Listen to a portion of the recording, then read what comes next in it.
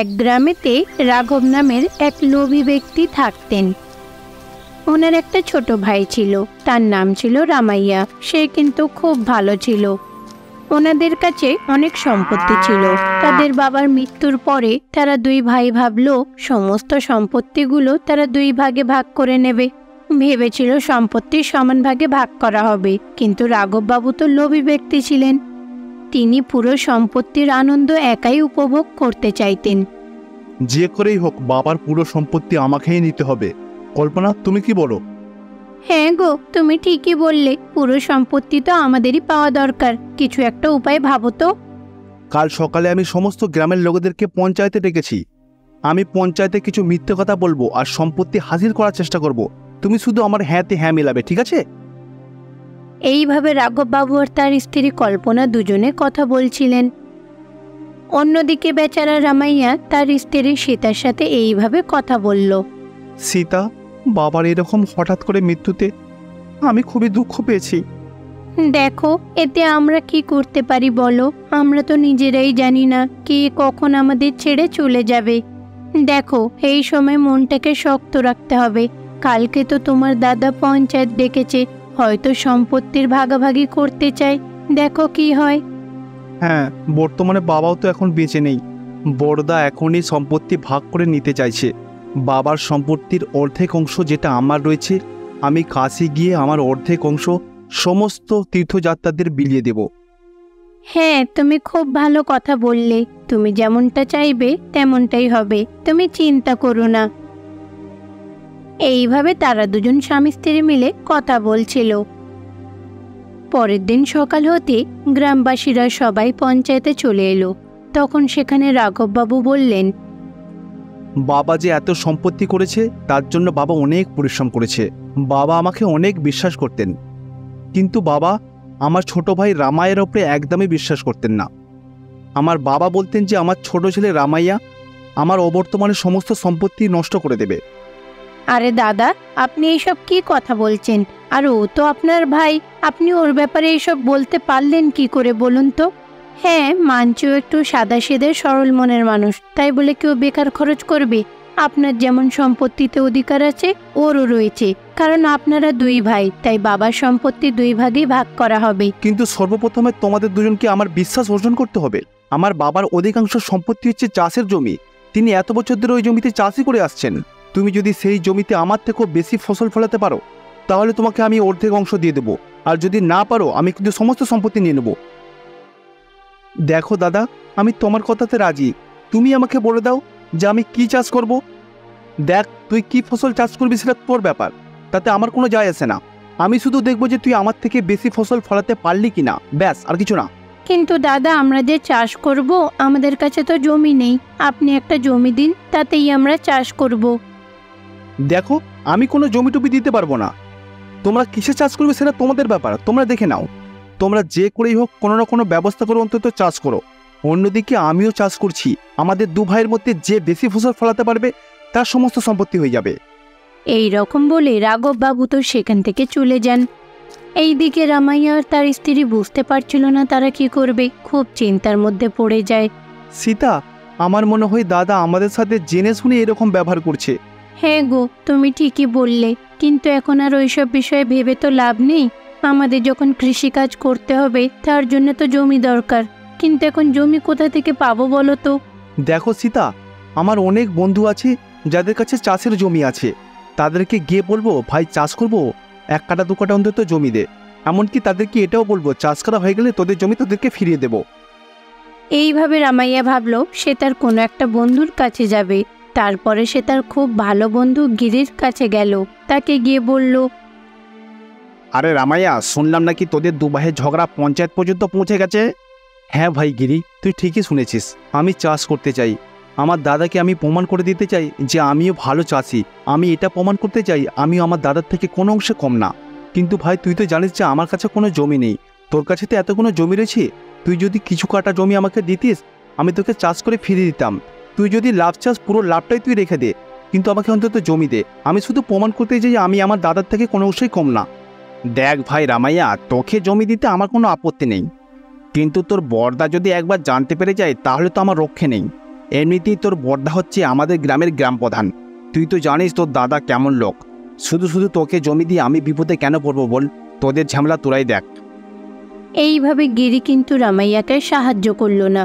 তারপরে রামাইয়া চাষ করার জন্য চাষের জমির প্রয়োজন, তাই ওই গ্রামে থাকা অনেক ব্যক্তির কাছে গেল, কিন্তু কেউ তাকে চাষের জন্য চাষের জমি দিল না। কি গো, তোমার বন্ধু চাষ করার জন্য জমি দেবে বলে কি রাজি হয়েছে? বলো না। না সীতা, আমি আমার সমস্ত পরিচিত লোকেদের কাছ থেকে জমি চেয়েছি। আমি তাদেরকে এটাও বলেছিলাম যে চাষের পুরো লাভটা অন্তত তোরা রেখে দিবি, আমাকে কিছু দিতে হবে না, শুধু আমাকে জমি দিবি। কিন্তু তার সত্ত্বেও কেউ আমাকে জমি দিতে রাজি হলো না। এইটা শুনে বেচারা স্বামী স্ত্রীর দুজনেরই মন খারাপ হয়ে যায়। তাদের বাড়িতে একটা শিবলিঙ্গ ছিল, তারা ভগবান শিবের পরম ভক্ত ছিল। তারা দুজন স্বামী স্ত্রী মিলে ওই শিবলিঙ্গের পুজো করত। সেই দিনও কিন্তু তারা দুজন স্বামী স্ত্রী শিবলিঙ্গের সামনে বসে নিজেদের দুঃখ প্রকাশ করতে লাগলো। হে মহাদেব শিব, আপনি তো জানেন আমার দুটো মেয়ে যারা পাটনাতে পড়াশোনা করছে, তারা বড় হচ্ছে, দুদিন পরে তাদের বিয়ে দিতে হবে।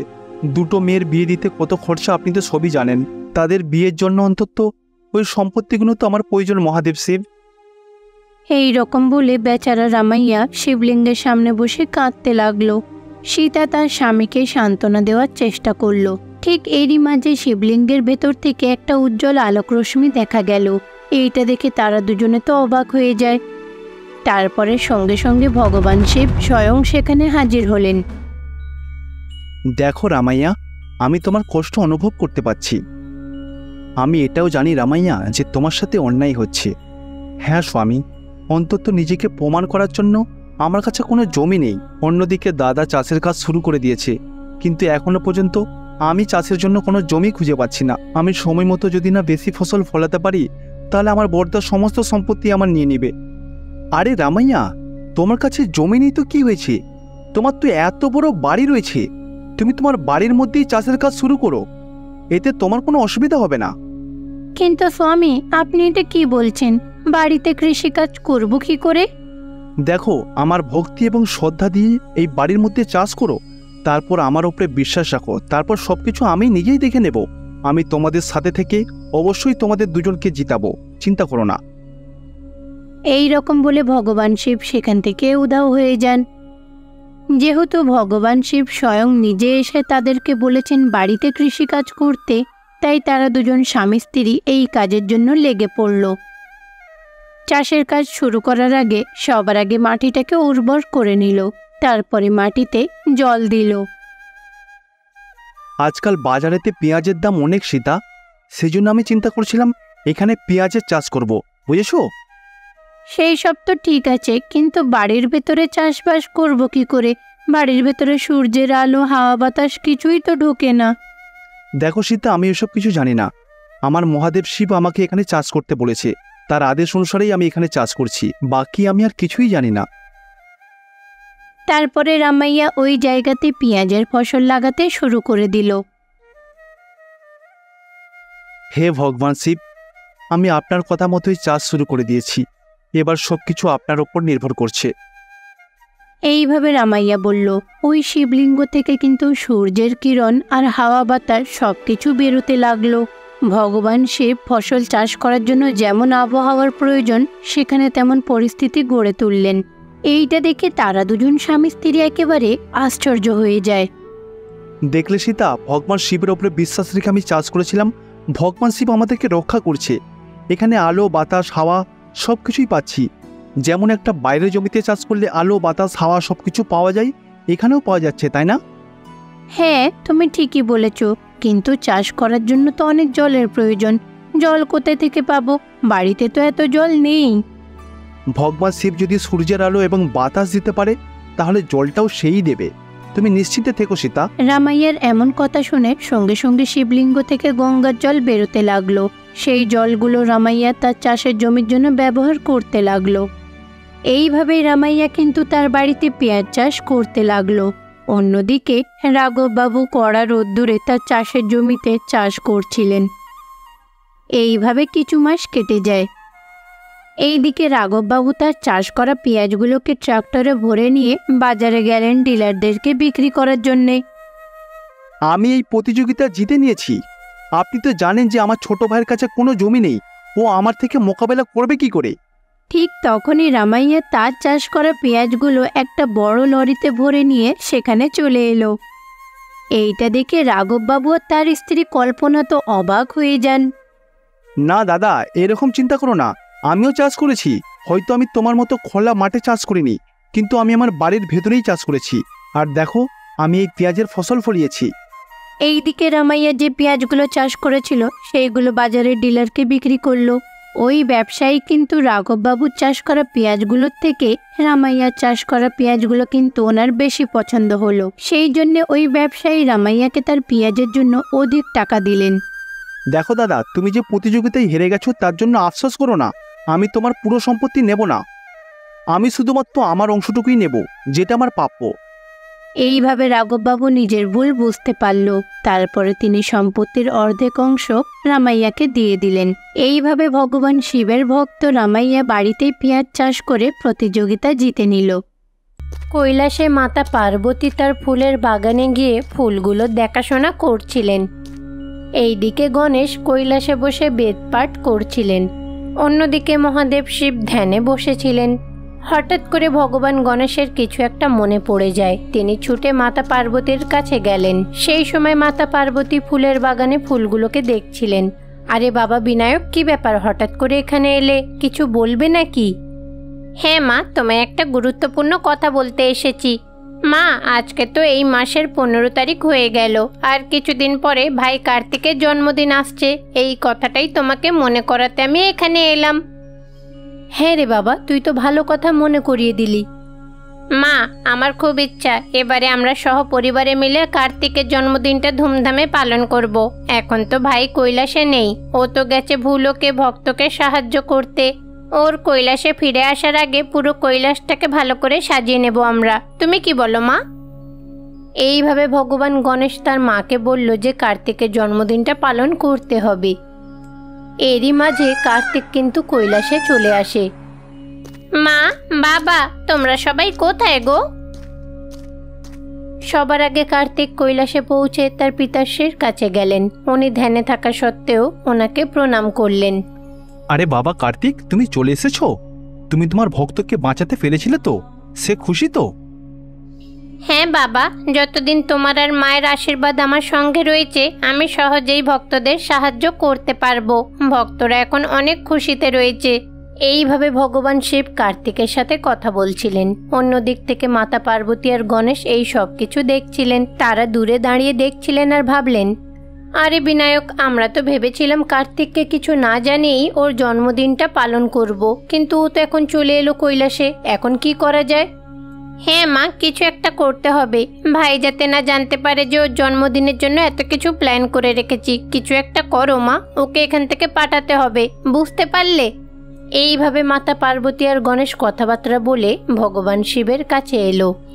মা, তুমি কি জানো আমি অসুরদেরকে মেরে আমার ভক্তদেরকে বাঁচিয়েছি? আরে বাবা, তুমি তো মহাদেবের ছেলে। আমি সারা জীবন প্রার্থনা করি যেন সবসময় তুমি এইভাবে জয়ী হও। হ্যাঁ ভাই কার্তিক, আমি চাই তুমি এইভাবে অনেক যুদ্ধ লড়ে আমাদের পরিবারকে জয়ী করে তোলো, বুঝেছ? স্বামী, দেখুন না, সকাল থেকে মাথাটা খুব ব্যথা করছে। আমি একদম সহ্য করতে পারছি না। কি পার্বতী, তোমার মাথা ব্যথা করছে? কই, তোমার মুখ দেখে তো মনে হচ্ছে না যে তোমার মাথা ব্যথা করছে। মহাদেব, আপনি শান্ত হন। আপনি কি আমার মুখ দেখে বুঝতে পারছেন যে আমার কত কষ্ট হচ্ছে? আমার খুব মাথা ব্যথা করছে। বাবা কার্তিক, তুমি কি একটু আমায় সাহায্য করতে পারবে? আরে মা, তুমি এটা কি বলছো? তুমি আমার কাছে সাহায্যের জন্য অনুরোধ করছো? আরে তুমি আমাকে হুকুম করো, কি করতে হবে বলো, আমি সব করব। কি করব বলো? কিন্তু বাবা, তার জন্য যে তোমাকে ভূলোকে যেতে হবে। তুমি তো এই খানিকক্ষণ আগে ভূলোক থেকে ফিরে এলে। তুমি কি আবার ভূলোকে যেতে পারবে? বলো না বাবা। হ্যাঁ মা, আমি যেতে পারবো। তোমার মাথা ব্যথা দূর করার জন্য আমি সব কিছু করতে পারি। তুমি বলো আমায় কি করতে হবে? বাবা, তোমাকে ভূলোকে যেতে হবে। ভূলোকে থাকা যতগুলো মন্দির আছে সব মন্দির থেকে তোমাকে গিয়ে কেশর জোগাড় করে আমার জন্য নিয়ে আসতে হবে। আমি যতক্ষণ না ওই কেশরগুলো নিজের মাথায় লাগাবো আমার মাথা ব্যথাটা দূর হবে না, বুঝতে পারলে বাবা? মাতা পার্বতীর এমন কথা শুনে ভগবান কার্তিকও ভূলোকে চলে যান। মা, ভুলোকে তো অনেক মন্দির আছে, আর তোমার মন্দির তো অনেক রয়েছে। কোথায় থেকে গিয়ে কেশর জোগাড় করবো বলো না? এইভাবে যদি সব মন্দির থেকে কেশর জোগাড় করি তাহলে তো অনেক হয়ে যাবে। এতগুলো কি আনতে পারবো? তাই তুমি নির্দিষ্টভাবে বলে দাও কোন মন্দির থেকেই কেশর আনলে তোমার মাথা ব্যথা কম হবে, আমি সেখানেই যাব। আরে বাবা, তোমায় কোথাও যেতে হবে না, এইটা তো খুবই কঠিন কাজ। আর আমি তো ইচ্ছা করেই কার্তিককে ভুলোকে পাঠিয়েছি যাতে এখানে ওর জন্মদিনের প্ল্যানটা আমরা করতে পারি। আমি তো ইচ্ছা করেই ওকে কৈলাস থেকে দূরে পাঠালাম। এইভাবে মাতা পার্বতী ভগবান গণেশকে বললেন। তারপরে মাতা পার্বতী আর গণেশ মিলে পুরো কৈলাসটাকে সুন্দর করে সাজাতে লাগলেন। ভগবান গণেশ, নন্দী আর মাতা পার্বতী তারা তিনজনে মিলে সবার আগে কৈলাসটাকে পরিষ্কার করতে লাগলো। এইভাবে তারা তিনজনে মিলে পুরো কৈলাসটাকে পরিষ্কার করে নিল। আরে এই কৈলাসে হচ্ছেটা কি? আরে স্বামী, 3 দিন পরে আমাদের কার্তিকের জন্মদিন। এই বিষয়টা কিন্তু ওকে বলিনি, সেই কারণে তো ওকে কৈলাস থেকে ভুলোকে পাঠিয়েছি, কারণ ওকে আমরা সারপ্রাইজ দিতে চাই। এইটা দেখেও খুব খুশি হবে। ও আচ্ছা, এই ব্যাপার। সেই জন্য তুমি মাথা ব্যথার ব্যাপারে কার্তিককে মিথ্যে কথা বলেছিলে? হ্যাঁ স্বামী, তাছাড়া তো আর উপায় ছিল না। এইদিকে কার্তিক মা মা করে ডাকতে ডাকতে ঠিক কৈলাসে ওই সময় পৌঁছে গেলেন। কার্তিকের হাতে অনেকগুলো কেশর ছিল। আরে বাবা কার্তিক, তুমি এত তাড়াতাড়ি চলে এলে? হ্যাঁ মা, তুমি তাড়াতাড়ি এই কেশরটাকে তোমার মাথায় লাগাও, দেখবে তোমার মাথা ব্যথাটা একদম দূর হয়ে যাবে। এ নাও। আচ্ছা বাবা কার্তিক, তুমি কি ভুলোকে থাকা সব মন্দিরে গেছিলে? সেখান থেকে তুমি কেশর জোগাড় করে এনেছো? এটা খুব কঠিন কাজ ছিল, তাই না? হ্যাঁ মা, আমি সব মন্দিরে গেছিলাম। আমার বাহন ময়ূরের সাহায্যে আমি খুব তাড়াতাড়ি সব মন্দিরে পৌঁছাতে পেরেছি।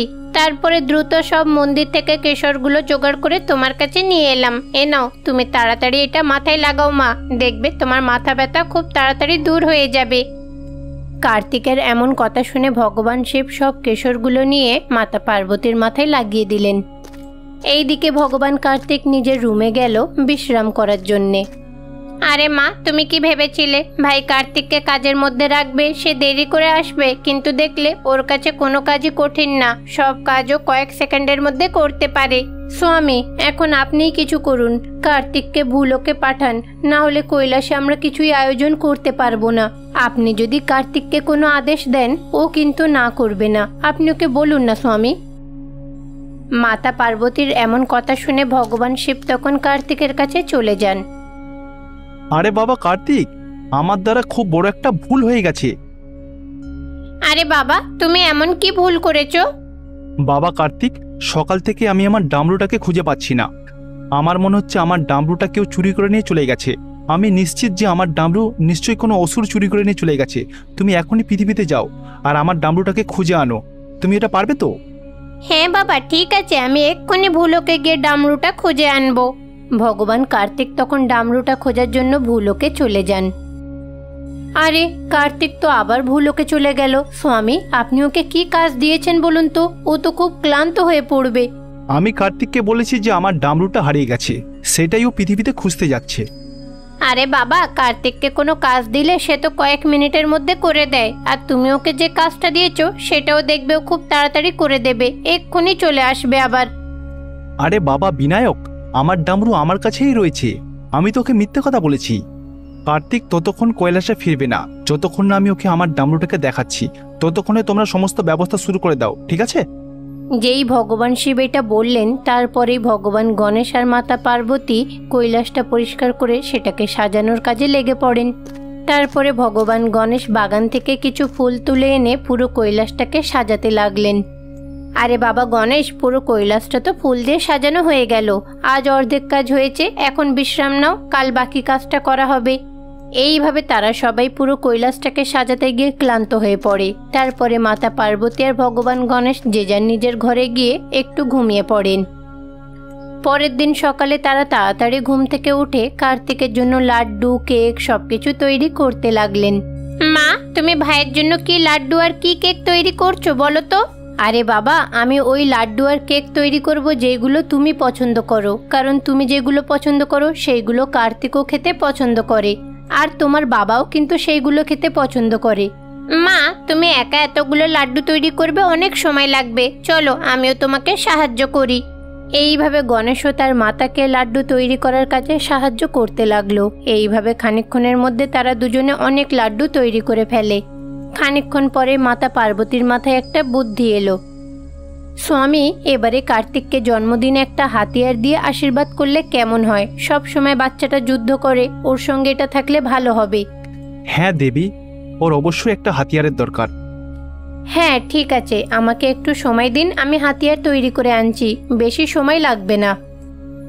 এই রকম বলে মাতা পার্বতী নিজের সমস্ত শক্তি প্রদান করে একটা হাতিয়ার সেখানে হাজির করলেন।